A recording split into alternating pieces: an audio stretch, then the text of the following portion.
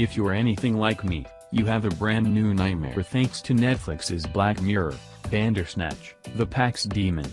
The genuinely terrifying monster begins haunting leading man Stefan Butler, Fionn Whitehead, as he descends further into the twisty tale of Bandersnatch.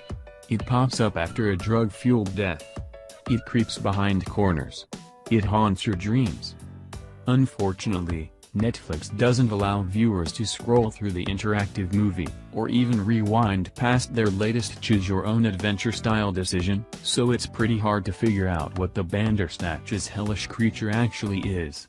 Thankfully, after multiple viewings of Black Mirror creator Charlie Brooker's latest creation, an explanation for the Pax Demon starts to come together.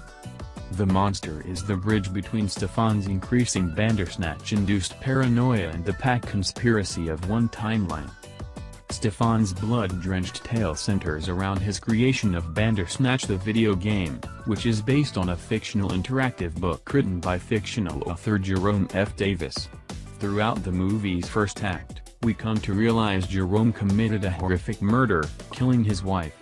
Stefan starts learning more about the writer as he begins adapting Davis' novel for the game. During a shopping trip, he picks up a book about Jerome and his crimes.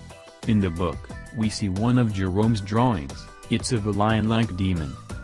Later, when Stefan gets video game help from idol Rittman, Maze Runners will polter, the more experienced programmer decides one of them has to jump off of a ledge. In the timeline Bandersnatch wants, Colin is the one who jumps. As Stefan flees the dead man's apartment, a corporeal version of the Pax Demon appears, frightening Stefan. This is where the monster's first role starts to become clear. Colin taped a documentary about Jerome for Stefan, who watches it. Prior to the Davis murder, Jerome became convinced an outside force was controlling his every action. Jerome believed his wife was spiking his beverage with hallucinations, therefore making it even easier to control him, at the behest of a demon called Pax, a sort of lion figure.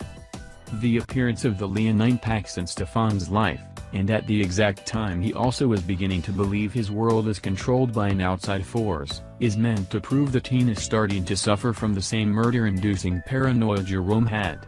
This makes sense, since Stefan is also obsessing over the Bandersnatch story, which Jerome was writing when he had his own murderous breakdown. Most Bandersnatch movie endings lead towards at minimum a single homicide.